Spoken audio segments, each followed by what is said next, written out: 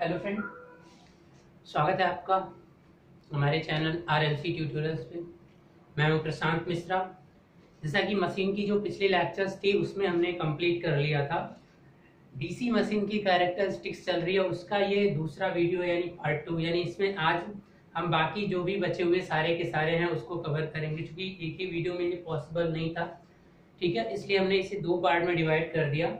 तो चूंकि पिछली वीडियो आपकी सडनली बंद हो गई थी, वो बंद हुई थी एक्सटर्नल यानी सेपरेटली एक्साइटेड जनरेटर की बात चल रही थी। उसमें सेपरेटली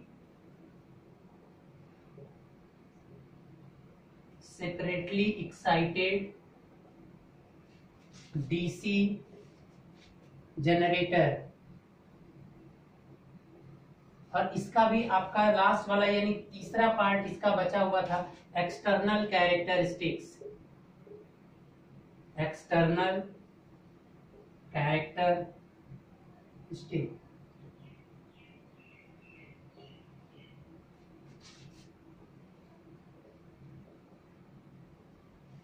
एक्सटर्नल कैरेक्टरिस्टिक्स के बारे में मैंने बहुत डिटेल से आपको पिछले वीडियो में बता चुका हूं।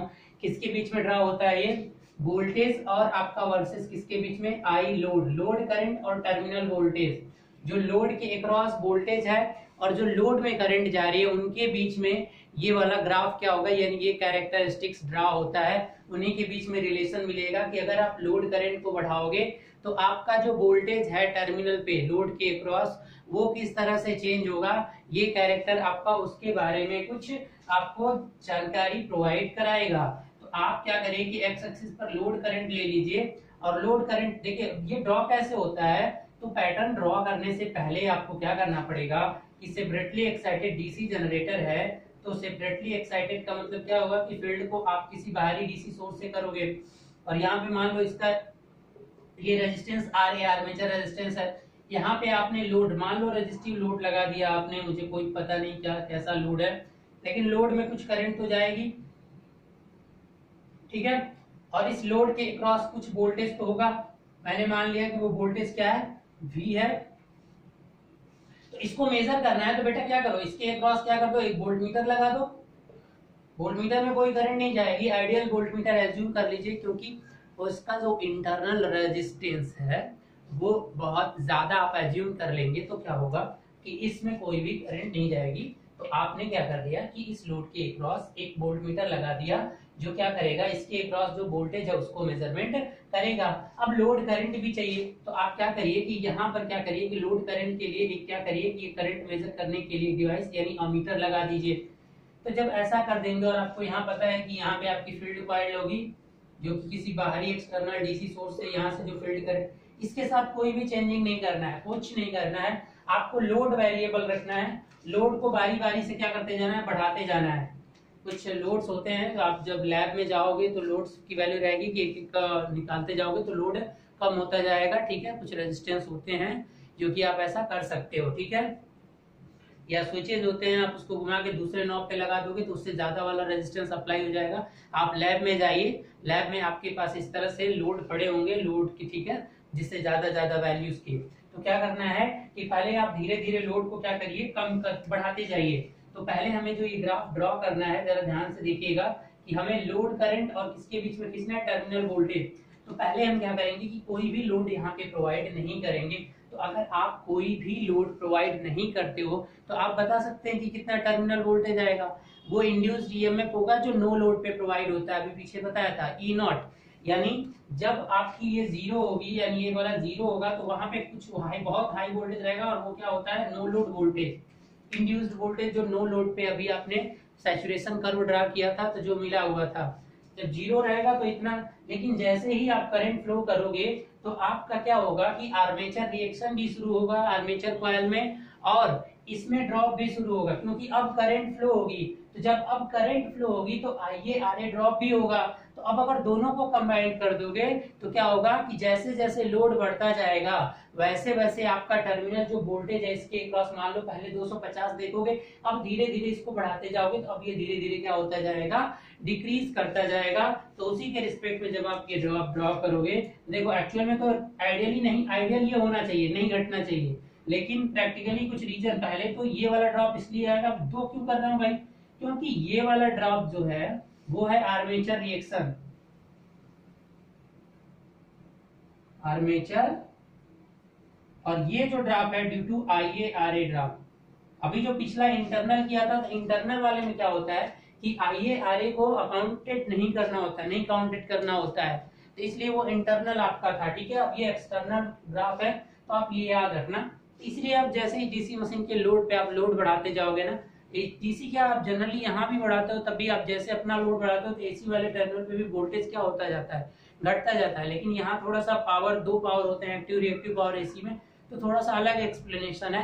लेकिन यहाँ पे क्या है कि जैसे जैसे आप यहाँ टर्मिनल पे लोड बढ़ाते जाएंगे, तो आपने अमीटर वोल्टमीटर लगाया हो, तो प्रैक्टिकली आप देख सकते हैं, प्रैक्टिकली ये दोनों की डाटा लिखी जाती है, उसके बाद ये ग्राफ ड्रा किया जाता है। तो कोई भी कैरेक्टरिस्टिक्स इसी तरीके से ड्रा होता है। लैब में जाइए, परफॉर्म करिए और आप ड्रा करिए। चलिए अब हम इसको यहाँ पे क्लोज करते हैं। अब हम बढ़ते हैं डीसी शंट मोटर की तरफ।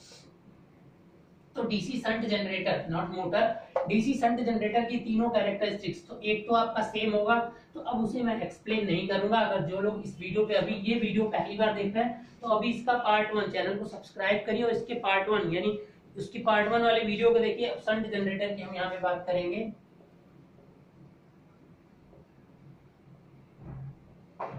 शंट जनरेटर, ठीक है। अगर शंट जनरेटर की बात करेंगे, वो भी पहला अगर characteristics OCC, open circuit characteristics, या सैचुरेशन कर्व, या तो इसी को जो भी तीन नाम से आप दे रहे हो, तो अगर ये ड्रॉ करना होगा तो क्या होगा आपका, किस तरह से ड्रॉ करोगे। OCC आपको ड्रॉ करना है तो कैसे होगा, सेम आपको पता है कि अब ये जो है इसके बीच में ड्रॉ होता है। अब बार बार नहीं बताना होगा, फील्ड करंट और किसके बीच में, जनरेटेड EMF। तो आप देखोगे कि पहले इसमें रेजिडुअल होना चाहिए, नहीं तो फिर तो वोल्टेज बिल्डअप होगा ही नहीं, क्योंकि शंट जनरेटर आपका सेल्फ एक्साइटेड जनरेटर का पहला पार्ट है। ठीक है, तो इसके लिए पहली कंडीशन है कि आपको रेजिडुअल मैग्नेटिज्म होना चाहिए। अगर रेजिडुअल मैग्नेटिज्म नहीं है तो वोल्टेज बिल्डअप होगा ही नहीं। इसलिए स्मॉल अमाउंट ऑफ वोल्टेज आप यहाँ से इंक्रीज करोगे तो क्या होता है कि कुछ इस तरह से बढ़ेगा, और आपका ऐसे बढ़ के ये आपकी मैक्सिमम वैल्यू उसको मान ले रहे हैं E0, यानी ये नो लोड वोल्टेज आपका कुछ इस तरह से बन जाएगा। थोड़ा सा कुछ इस तरह से आप दिखा सकते हो। ठीक है, अब बताइए कि ये जो नो लोड मिला है, तो ये जो नो लोड आपको यहाँ पे मिल रहा है, कोई भी प्रॉब्लम यहीं पे कर लो, कोई ठीक है। सैचुरेशन आ जाएगा, क्यों आएगा, कैसे आएगा, सेपरेटली में बताया था, सेम वही प्रोसीजर है। यहाँ पे मैं क्यों इसे बढ़ा रहा हूँ, मैंने बताया था कि अब नहीं बताऊंगा, क्योंकि जो ओपन सर्किट कैरेक्टरिस्टिक्स है वो सबके लिए सेम है। लेकिन बताने का रीजन ये है कि मैं जरा सा याद करिए, पीछे बताया था कि जब वोल्टेज में बिल्डअप होता है, वोल्टेज बिल्डअप शुरू होता है, तो अगर एक वैल्यू रेजिस्टेंस, क्रिटिकल रेजिस्टेंस और क्रिटिकल स्पीड की बात किया था मैंने एक पिछले वीडियो में, तो उसको भी फाइंड करना पड़ेगा। तो उसको फाइंड करने के लिए मुझे ड्रॉ करना पड़ता है। अब जरा एक और ड्रॉ बताना, अगर मैं आपसे बोलूं कि दोस्त अगर इसका ड्रॉ क्या होगा, तो बता देना कि अगर यहाँ पे टर्मिनल वोल्टेज, अगर यहाँ पे आप क्या कर दो कि IF ही रहने दो और यहाँ पे V के बीच में ड्रॉप कीजिए टर्मिनल वोल्टेज। तो अगर टर्मिनल वोल्टेज और V के बीच में ग्राफ खींचोगे तो क्या आएगा, फील्ड और आपका टर्मिनल वोल्टेज। तो फील्ड और टर्मिनल वोल्टेज की एक बात देखना, जो RSH होता है शंट रेजिस्टेंस, वो इज इक्वल टू क्या होता है, terminal voltage divided by IF। तो अब यहां से क्या हो सकता है कि IF प्रोपोर्शनल टू, इसको इधर भेज दो, क्या हो जाएगा, I is equal to V by R। तो प्रोपोर्शनल टू किसके हो जाएगा, V के हो रहा है या नहीं हो रहा है। तो यानी टर्मिनल वोल्टेज और फील्ड करंट के बीच का जो ग्राफ आएगा वो आपका हमेशा क्या आएगा, एक लीनियर आता है, और इसका जो स्लोप होगा, ये स्लोप ही होता है RSH। यानी जो शंट रेजिस्टेंस होता है, जो इस तरह की आपकी मशीन अगर बनाओगे डीसी वाला, ठीक है, तो क्या होगा, ये आपकी फील्ड कॉइल होगी, और ये आपका इधर से यहाँ पे टर्मिनल वोल्टेज होगा, और यहाँ से आपकी IA करंट, आर्मेचर करंट जाएगी, और यहाँ पे क्या होगा, E जनरेट होगा, और इधर आपका क्या जाता है ISH, और ये होता है आपका RSH। इतनी सारी चीजें आपको पता है। तो ये जो स्लोप बताएगा आपका वो RSH ही होगा। RSH का मतलब V बाई IF, इसके अक्रॉस वोल्टेज V है टोटल, और ये आपका जो इसमें करंट जा रही है वो IF या ISH बोल दो या फील्ड करंट बोलो, ठीक है, दोनों सेम ही है। तो इनका जो रेशियो होगा V बाई I, वो हमेशा एक कांस्टेंट होता है जिसे रेजिस्टेंस कहते हैं। तो ये जो लाइन खींचा, इसका जो स्लोप है लीनियर है, तो इसका स्लोप ही आपका शंट रेजिस्टेंस होगा। बात आई समझ में। तो अब ये शंट रेजिस्टेंस की एक स्पेसिफिक वैल्यू होती है। अगर उस स्पेसिफिक वैल्यू से अधिक हो गया शंट रेजिस्टेंस तो आपका वोल्टेज बिल्डअप नहीं हो पाएगा। तो ये किस रीजन से होता है, अब उसको हम एक्सप्लेन करते हैं इस ग्राफ की मदद से। तो अब मैं ओसीसी, तो पहले क्या करना पड़ेगा कि अगर आप फाइंड आउट करना चाहते हो क्रिटिकल स्पीड या तो क्रिटिकल रेजिस्टेंस, ठीक है, तो आपको पहले क्या करना पड़ेगा कि जिस भी मोटर का है उसका ओपन सर्किट कैरेक्टरिस्टिक्स ड्रॉ करना पड़ेगा। स्टेप नंबर 1 समझ में आ गया? कोई डाउट हो तो बता देना आप कि सबसे पहला, how can you find the critical resistance? You can find the critical resistance, you have to follow some procedure. The procedure number 1 is you should draw to the open circuit characteristics of that machine. So here I have already drawn the open circuit characteristics of this machine. Now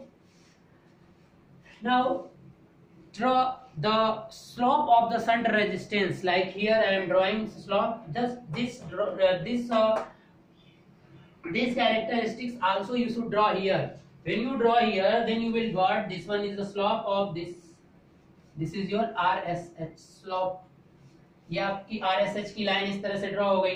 अब एक line और draw करना जो कि क्या होगी, तीसरा procedure, ध्यान से सुनिए, जो कि इस जो ओपन सर्किट कैरेक्टरिस्टिक्स है, ये ओसीसी है, इसको स्पर्श करता हुआ जाए, यानी इसका टेंजेंट यहां से ड्रॉ करोगे, देखो ये टेंजेंट यहां से कुछ, ये देखो यहां पे स्पर्श किया, तो इस तरह से ये टेंजेंट होगा, टेंजेंट ऑन ओसीसी, ये एक लाइन ड्रॉ होगी tangent on OCC, open circuit characteristics पे, और ये जहां पे टच करेगा उसको आप उसके अक्रॉस कुछ नाम रख देना, ठीक है। तो अब ये जहां पे टच करेगा बेटा यही होगा। अब देखो रेजिस्टेंस को जैसे जैसे बढ़ाते जाओगे आप, रेजिस्टेंस इंक्रीज करते जाओ, तो ये स्लोप क्या होता जाएगा, इंक्रीज होगा, क्योंकि स्लोप का मतलब क्या है, tan थीटा, tan थीटा का मतलब v बाई आई का मतलब RSH यहाँ पे ऑब्वियसली। तो जैसे जैसे आपका रेजिस्टेंस, शंट रेजिस्टेंस बढ़ता जाएगा, ये वाला जो ग्राफ है वो ऊपर की तरफ क्या होता जाएगा, शिफ्ट होता जाएगा। जस्ट रिमेंबर दैट कि आपका रेजिस्टेंस जैसे जैसे ये इंक्रीज करना शुरू करोगे, आप ये फील्ड को बढ़ाना शुरू करोगे, तो वैसे वैसे ये जो ग्राफ है आपका स्लोप जो है वो इंक्रीज करना शुरू करेगा, और एक ऐसी कंडीशन आएगी कि वो टेंजेंट पे, डायरेक्ट टेंजेंट पे आ जाएगा। उसके बाद अगर बढ़ाओगे तो कुछ इस तरह से हो जाएगा, तो इसके बाद फिर ये ओसीसी को टच कर ही नहीं पाएगा, यानी फिर वो स्लोप अपने एक लिमिटेशन यानी ओसीसी के रेंज से बाहर हो जाएगा, जिसकी वजह से अगर ऐसा रेजिस्टेंस आप सेलेक्ट करोगे तो वोल्टेज को बिल्डअप नहीं होने देगा। ओके, वोल्टेज आपका तभी तक बिल्डअप होगा जब तक कि इस रेजिस्टेंस शंट का स्लोप इसके इधर रहेगा, यानी that is a critical resistance, that parameters, that characteristics show the representation of the critical resistance. But how can you find the critical resistance? Watch here. Just resistance का मतलब V by I, यहां से ये जो distance है ये क्या है, ये V है, इसका कुछ नाम रख दीजिए A O, और इसका नाम B रख दीजिए, और इसका C रख दीजिए। तो अगर आप यहाँ पे फाइंड करना चाहते हैं, सो क्रिटिकल रेजिस्टेंस,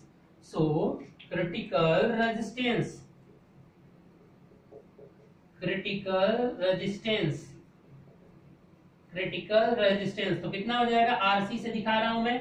तो सबसे पहले V बाई आई, वोल्टेज आपका कितना है, इस वाले पॉइंट पे, यही क्रिटिकल पॉइंट है, इस वाले पॉइंट से ये वाली डिस्टेंस यानी OA डिवाइडेड बाई उस समय करंट कितनी है, OB, यानी यहाँ पे OB, तो ये आपका हो जाएगा क्रिटिकल रेजिस्टेंस। तो आपको अगर क्रिटिकल रेजिस्टेंस मशीन जब डिजाइन करोगे, तो अगर आप फाइंड करना चाहते हो कभी, तो आपको 3 प्रोसीजर फॉलो करने पड़ेंगे। सबसे पहले तो उसका OCC, open circuit characteristics draw करना पड़ेगा, और दूसरे पॉइंट में आपको क्या करना पड़ेगा, एक जो आरएसएच होती है उसकी V by I, terminal voltage और IF का जो रेशियो है उसको स्लोप लेकर एक और कैरेक्टरिस्टिक ड्रॉ करनी पड़ेगी, और उसके बाद एक तीसरा आपका टेंजेंट ड्रॉ करना पड़ेगा, ओसीसी को स्पर्श करती हुई लाइन, ठीक है। और वही लाइन क्या होगी आपका, अगर उस जो स्पर्श करती हुई लाइन के अगर नीचे होगा आपका स्लोप, जो आपका रेजिस्टेंस यूज की हो शंट में, तब तो ओके है, कोई प्रॉब्लम नहीं। लेकिन अगर इसके इस साइड आ गया तो उस कंडीशन में आपका वोल्टेज बिल्डअप नहीं होगा। It means you can say when your resistance larger than the resistance of the critical resistance, then voltage never build up in the machine. So procedure बताते समय ये ओपन सर्किट कैरेक्टरिस्टिक बताना था, इसलिए मैंने वहां पे ये एक्सप्लेन नहीं किया था कि किस तरीके से आप वोल्टेज क्रिटिकल रेजिस्टेंस को फाइंड करेंगे। चलिए, आई होप आपको समझ में आ गया होगा। ठीक है, ये वाला ग्राफ किसके किसके बीच में होता है, V और IF के बीच में होता है। Remember that point. ये जो लाइन ड्रॉ किया है मैंने, अब जैसे जैसे इंक्रीज कर रहा हूँ, ये कुछ नोटेशन जो है इस तरह से दिया हूं मैं, तो आप समझ जाना, बात आई समझ में। अब यहां तक तो आपको समझ में आ गया। अब स्पीड की बात करते हैं, तो स्पीड का क्या गेम है भाई। देखिए, स्पीड क्या कैसे फाइंड करोगे, शंट जनरेटर के लिए बताया हूं, इसी तरह सारे जनरेटर्स का अलग अलग निकल सकता है। तो स्पीड के लिए क्या करना होगी, पहले डिफरेंट डिफरेंट स्पीड पे आपको ओसीसी ड्रॉ करनी पड़ेगी। ठीक है, पहले क्या करना पड़ेगा, डिफरेंट डिफरेंट स्पीड पर आपको ओसीसी ड्रॉ करनी पड़ेगी। चलिए ड्रॉ करते हैं भाई। फाइंड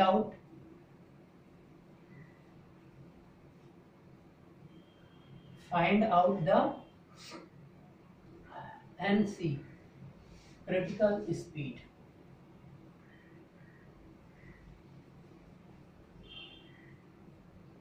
क्या बताया था भाई कि अगर क्रिटिकल स्पीड से अधिक स्पीड रहेगी तभी वोल्टेज बिल्डअप होगा, अगर उससे नीचे हो गई तो वोल्टेज बिल्डअप नहीं होगा। तो अब क्रिटिकल स्पीड कैसे निकालेंगे, तो उसके लिए भी आपको ओसीसी ही ड्रा करना पड़ेगा। जिस जनरेटर का क्रिटिकल स्पीड निकालना चाहते हो, फिलहाल यहां हम शंट की बात कर रहे हैं, तो शंट का एक डायग्राम बना ही लीजिए।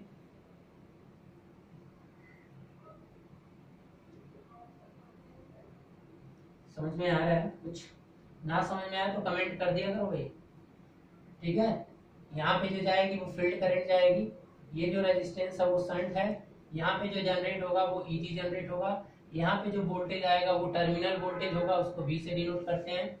ठीक है, और इसमें जो अगर करंट जब फ्लो होगी तो IA करंट जाएगी, और इसका रेजिस्टेंस भी होगा कुछ RA। ठीक है, इतनी चीजें आपको पता है। तो आप पहले एक स्पीड पे ड्रॉ करिए, जैसे आप एक ड्रॉ करिए, ये आप ले लीजिए फील्ड करंट, और ये क्या होगा, EG जनरेटेड EMF।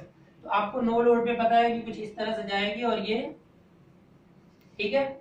अब क्या करिए कि दूसरी स्पीड पे अगर फाइंड करना है, तो दूसरी स्पीड पे, जैसे मान लीजिए कि ये N1 स्पीड थी, अब दूसरे स्पीड पे फाइंड करना है, तो दूसरे स्पीड पे श्योर है बेटा कि आपका जो ग्राफ आएगा इससे नीचे ही आएगा। अभी बता रहा हूं क्यों ऐसा होगा।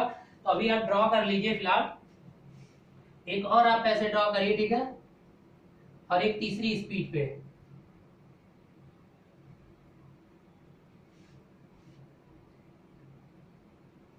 ये एक ही पॉइंट होंगे।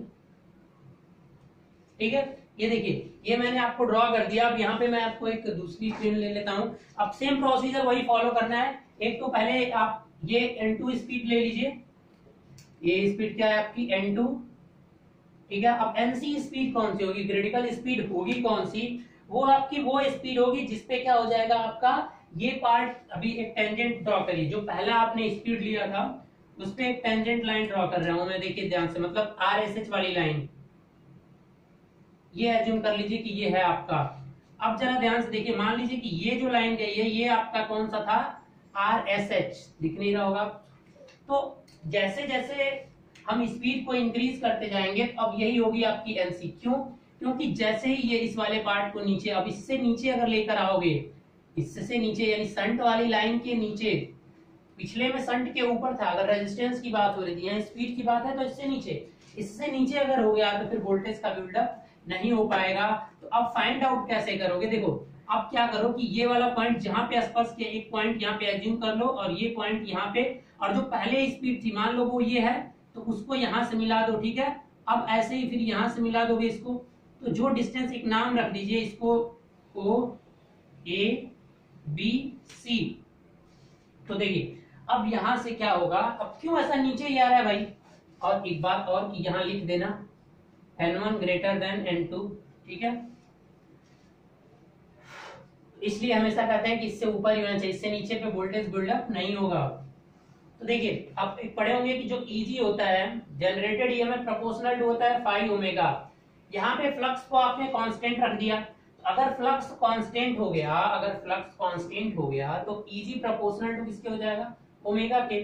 यानी अगर स्पीड बढ़ेगी तो EG भी बढ़ेगा, तो अगर स्पीड घटेगी तो EG क्या होगा, घटेगा। ऑब्वियसली ओमेगा को आप n भी लिख सकते हो, मतलब अगर E2 बाई E1 लिखूं मैं, इज इक्वल टू क्या हो जाएगा, N2 बाई N1। तो अब ये ग्राफ से आप समझ सकते हो कि क्या होगा कि देखो जैसे जैसे स्पीड बढ़ेगी, तो स्पीड अगर बढ़ रही है तो आपका इजी भी बढ़ेगा। तो देखिए स्पीड अगर बढ़ रही है तो अब ये स्पीड इससे ज्यादा हुई, ठीक है, N1 ग्रेटर देन N2 उससे छोटा है ना, तो E1 क्या होता जाएगा, घटेगा, इसीलिए ये नीचे आएगा। रीजन बताना भी जरूरी था।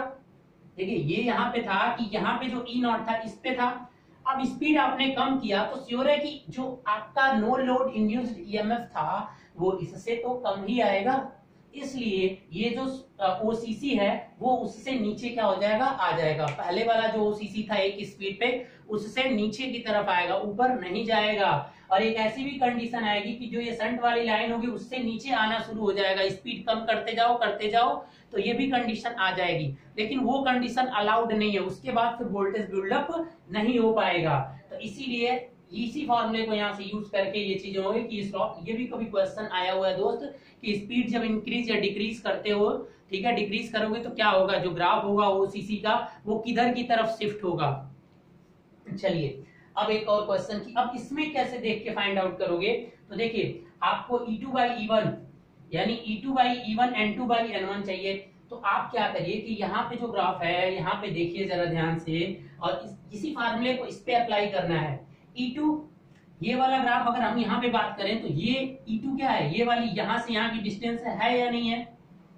E2 का मतलब अगर इस पॉइंट के रिस्पेक्ट में बात करो तो E2 मतलब N2 मैं इसको लेके चल रहा हूँ N2, ठीक है, और N1 वाले को NC लेके चल रहा हूँ, ठीक है ना, क्लियर है, कोई डाउट। तो अब यहां से क्या करिए कि अब थोड़ा सा ये मिटा दो,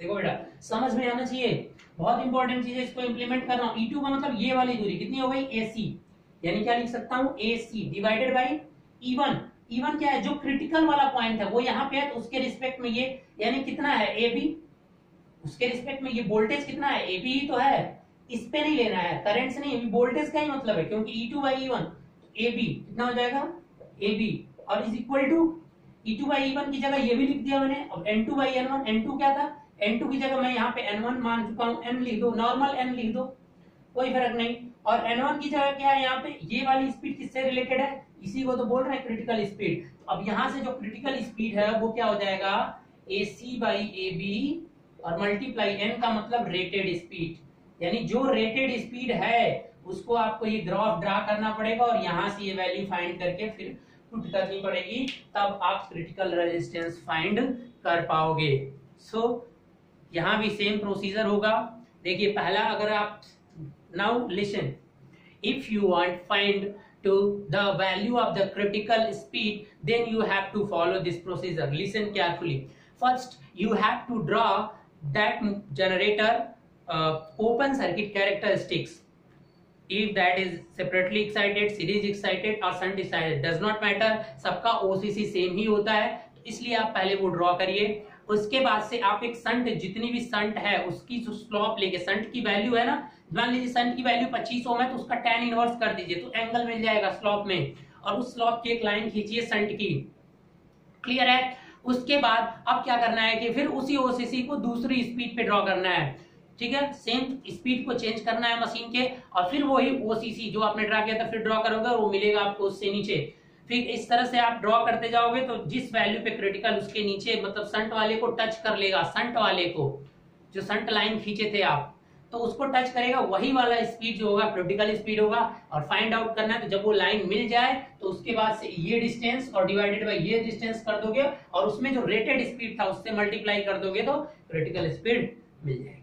I hope you can understand. इससे क्वेश्चंस बहुत आ जाते हैं कभी कभी छोटे छोटे, जेई में तो क्वेश्चन इससे मैंने नहीं देखा है, लेकिन एई के एग्जामिनेशंस में इस पे क्वेश्चंस आ जाते हैं, तो जेई वाले बच्चों को इतना फोकस, लेकिन मुझे सबके लिए पढ़ाना है इसलिए मैं सारी की सारी चीजें पढ़ा देता हूँ, ठीक है, आई होप। चलिए अब एक्सटर्नल कैरेक्टरिस्टिक्स, देखिए इंटरनल कैरेक्टरिस्टिक्स को छोड़िए, एक्सटर्नल की बात करते हैं, ठीक है। इंटरनल कैरेक्टरिस्टिक्स बार बार किसी का नहीं पूछा जाता इतना, ठीक है। इंटरनल कैरेक्टरिस्टिक्स में डिफरेंस क्या है कि बस उसमें IARA ड्रॉप को काउंट नहीं किया जाएगा, तो जो मोस्ट वांटेड में है उसकी ही बात करते हैं। तो अब हम डीसी संट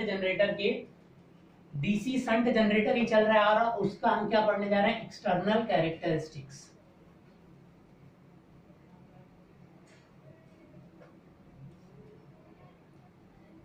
देखो इंटरनली ड्रॉ कर लो, कोई दिक्कत नहीं, मैं बता देता हूँ। देखिए इंटरनल कर लो, किसी को प्रॉब्लम हो रही होगी सर छोड़ रहे हैं। संट की बात चल रही है भैया,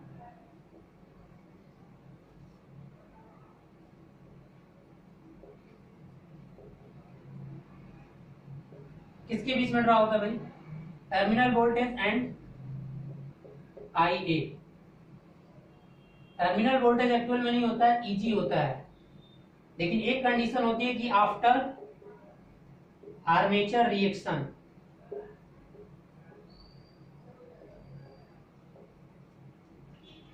ईजी अगर आप मेजर कर पाओगे तो आफ्टर आर्मेचर रिएक्शन ही तो करोगे। ठीक है, चलिए इसको भी ड्रॉ करके आपको दिखा देते हैं। कितना टाइम हुआ? चलिए हो जाएगा। शंट जनरेटर बनाइए भाई, शंट जनरेटर। एक ही डायग्राम इतनी बार बनाना पड़ रहा है, ठीक है।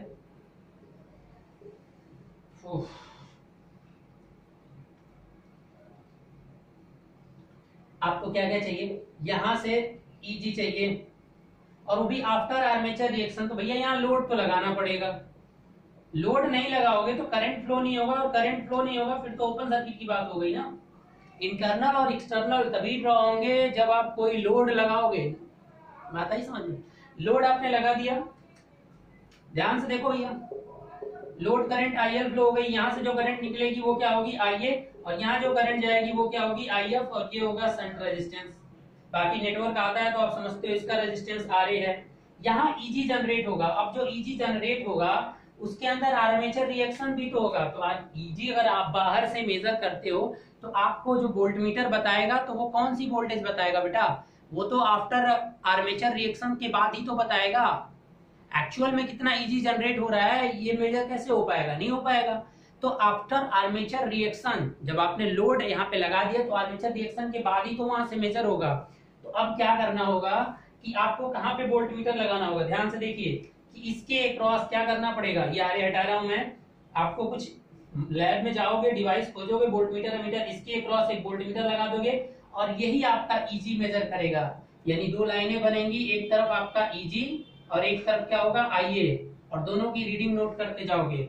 ये वोल्टमीटर वही रीडिंग बताएगा ईजी की वैल्यू, क्योंकि आफ्टर आर्मेचर रिएक्शन उसके अंदर आर्मेचर रिएक्शन की प्रोसेस होगी और कुछ फील्ड वीकनेस होगी, फील्ड वीकेंस होगा, तो उसकी वजह से आपका जो बनना होता है वो कम होगा। क्योंकि जो इंड्यूस्ड ईएमएफ होता है ईजी वो प्रोपोर्शनल टू होता है फाई ओमेगा। अगर ओमेगा कांस्टेंट, स्पीड कांस्टेंट है तो ईजी प्रोपोर्शनल टू किसके हो जाएगा? फ्लक्स के। तो अगर फ्लक्स क्या होगा कि अगर फ्लक्स इंक्रीज, फ्लक्स कम करेगा।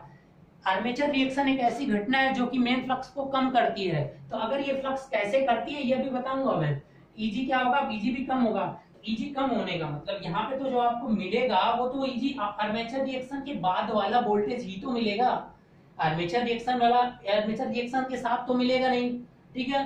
तो अब ये वोल्टेज जो भी बताएगा वो ईजी बताएगा, वो भी आफ्टर आर्मेचर रिएक्शन के बाद बचा हुआ। अब आइए मेजर करनी है, लोड नहीं, यानी यहीं पे अमीटर लगाना पड़ेगा आपको। यहाँ पर क्या लगा दीजिए? एक अमीटर लगा दीजिए। अब इसमें जो करंट फ्लो होगी, अब दोनों के बीच में जब आप ड्रॉ करोगे तो वो आपका ड्रॉ होगा इंटरनल। तो कैसे मिलेगा आपको? आई ए, और यहाँ पे क्या आएगा? ईजी, ठीक है।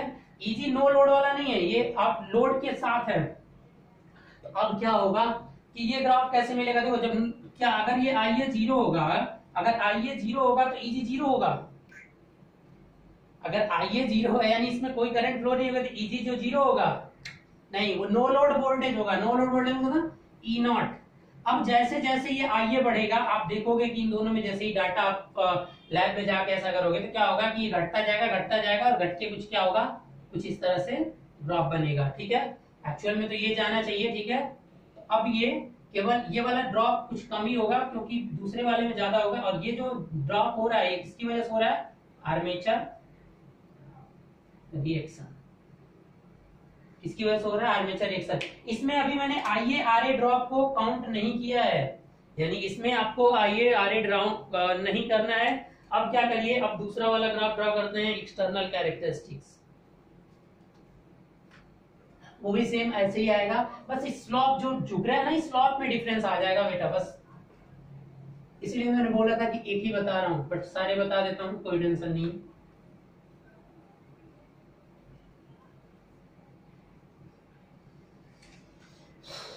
तीसरा है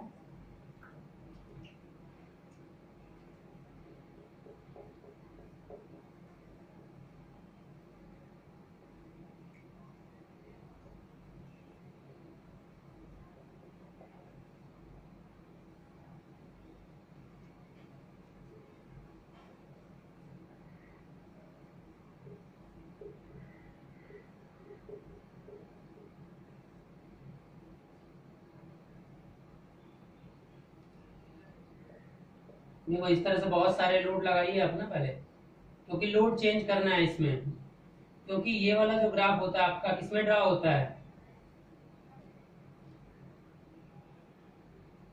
ये जो आएगा लोड करंट। अब यहाँ पे क्या कर दीजिए आप, एक वोल्ट मीटर लगा दीजिए। ये क्या है, वोल्ट मीटर। किसके बीच में ड्रा होता है ये, terminal voltage and load current. तो लोड करंट मेजर करना है तो यहाँ पे क्या लगाना पड़ेगा, एक अमीटर भी लगाना पड़ेगा। भागा इस समय में दो। तो अब क्या होगा कि जैसे जैसे आप लोड बढ़ाते जाओगे, इन्हीं दोनों की रीडिंग चेक करनी है, इस वोल्टमीटर की। ये लैब में जाओगे, परफॉर्म करोगे, उसके बाद से इसकी रीडिंग और इसकी रीडिंग आपको मिलती जाएगी। तो आप क्या करोगे, एक दो ऐसे ड्रॉ करोगे और इस तरह से आप यहाँ पे क्या लिखोगे, यहाँ पे V लिखोगे और यहाँ पे IL लिखोगे। मान लो V आपने 100 वोल्ट लगा, तो 100 वोल्ट जब आपने इसको देखा 100 वोल्ट, तो ये कितना आ रहा है, ठीक है। अब लोड को आपने चेंज कर दिया, मान लो 5 एम्पियर आ गया। अब ये वाला लोड कुछ था, इसको अब हटा के इसको कनेक्ट कर दिया, ये कुछ ज्यादा ओम का था, ये 5 ओम का था, ये 10 ओम का था, 15। तो ऐसे लोड बढ़ाते गए, जैसे जैसे बढ़ाते जाओगे तो देखोगे वैसे वैसे टर्मिनल वोल्टेज, ये 10 एम्पियर करोगे तो टर्मिनल वोल्टेज हो सके तो 95 हो जाएगा, ये 15 करोगे तो हो सके तो ये 90 हो जाएगा। यानी टर्मिनल वोल्टेज श्योर है क्या होता जाएगा, घटता जाएगा। और घटते घटते अगर बहुत ज्यादा लोड आपने बढ़ा दिया तो एक कंडीशन ऐसी भी आएगी कि वहां पे आपका क्या हो जाएगा, ब्रेक डाउन आकर हो जाएगा।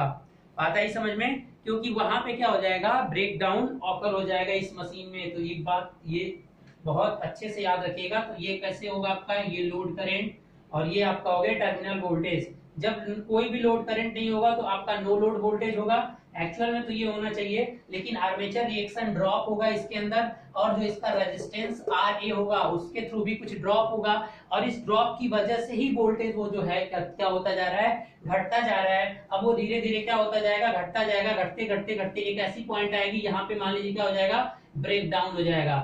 और उसके बाद तेजी से आपका क्या हो जाएगा, करंट तेजी से क्या हो जाएगी, क्या हो जाएगी, करंट तेजी से शॉर्ट सर्किट की आ जाएगी। देखिए इस पॉइंट पे आने का मतलब केवल करंट आ गया, वोल्टेज जीरो हो गया, इट मीन तो शॉर्ट सर्किट की कंडीशन आ जाएगी, ठीक है। तो इसलिए आप उससे ही बचाना है, तो इसलिए ज्यादा लोड आप नहीं अप्लाई कर सकते, उस लोड की लिमिटेशंस आप मेंटेन करना पड़ेगा। और ये जो ड्रॉप हो रहा है due to armature reaction plus RA drop, इसी की वजह से तो ये वोल्टेज कम हो रहा है।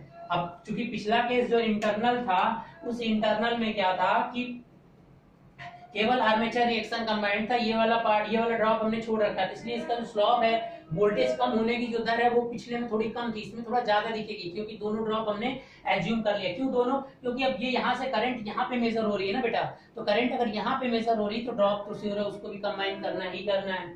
इसलिए अब यहाँ पे क्या है कि थोड़ा सा ये स्लॉप और तेजी से कम होता जाएगा वोल्टेज, और एक ऐसा पॉइंट आएगा कि उसके बाद ये शॉर्ट सर्किट की तरफ बिहेव कर ले, क्योंकि उसके बाद से लोड करंट क्या होगा, क्योंकि जो कॉइल्स डिजाइन होती हैं वो एक स्पेसिफिक करंट की होगी, अगर उससे ज्यादा आप लोड को बढ़ाने की कोशिश करोगे तो वो क्या हो जाएंगी, शॉर्ट हो जाती है। तो यहाँ भी सेम वैसी ही कंडीशन आपको देखने को मिलेगा।